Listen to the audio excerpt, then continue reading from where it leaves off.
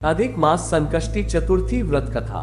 अधिक मास संकष्टी चतुर्थी व्रत कथा सतयुग के समय की है और इस महत्वपूर्ण व्रत की कथा महर्षि वेद व्यास महाभारत के लेखक द्वारा पांडव रानी द्रौपदी को सुनाई गई थी।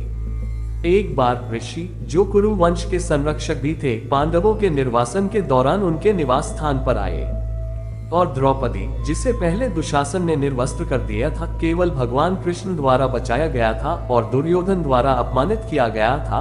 आश्चर्य करती है कि उसने ऐसा कौन सा पाप किया था जो इस तरह के व्यवहार के लायक है। और उसके प्रश्न का उत्तर देने के लिए महर्षि ने राजा चंद्रसेन और उनकी रानी रत्नावली की कहानी सुनानी शुरू की।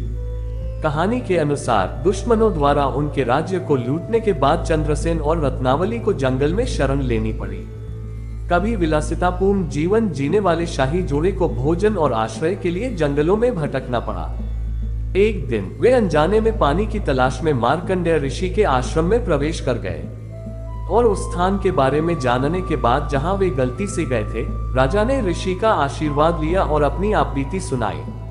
हालांकि द्रौपदी की तरह उन्हें आश्चर्य हुआ कि क्या उन्होंने ऐसी कठिनाइयों को सहने के लिए पाप किए हैं। इसलिए उसके प्रश्न का उत्तर खोजने में मदद करने के लिए मार्कंडेय ऋषि ने चंद्रसेन को उसके पिछले जन्म के कर्मों के बारे में याद दिलाया।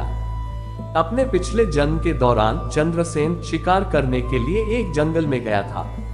वहां उनकी नजर लाल वस्त्र पहने कुछ नाग कन्याओं पर पड़ी। जैसे ही उसकी नजर उन पर पड़ी, उसने जानना चाहा कि वे झील के किनारे क्या कर रहे हैं।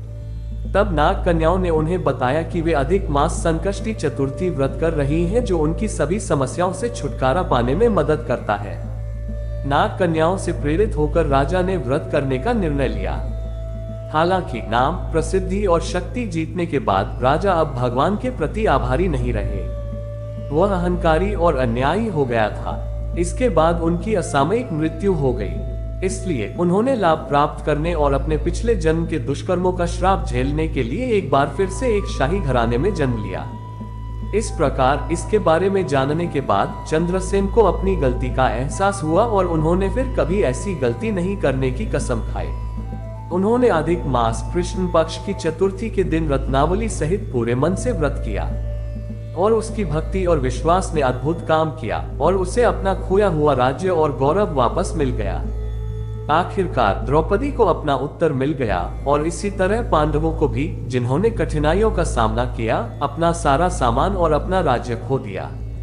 किसी व्यक्ति का कर्म उसके जीवन की गुणवत्ता निर्धारित करने में महत्वपूर्ण भूमिका निभाता है। इसलिए ये कथा लोगों को आत्मनिरीक्षण करने की याद दिलाती है और अच्छे कार्यों के लिए प्रोत्साहित करती है।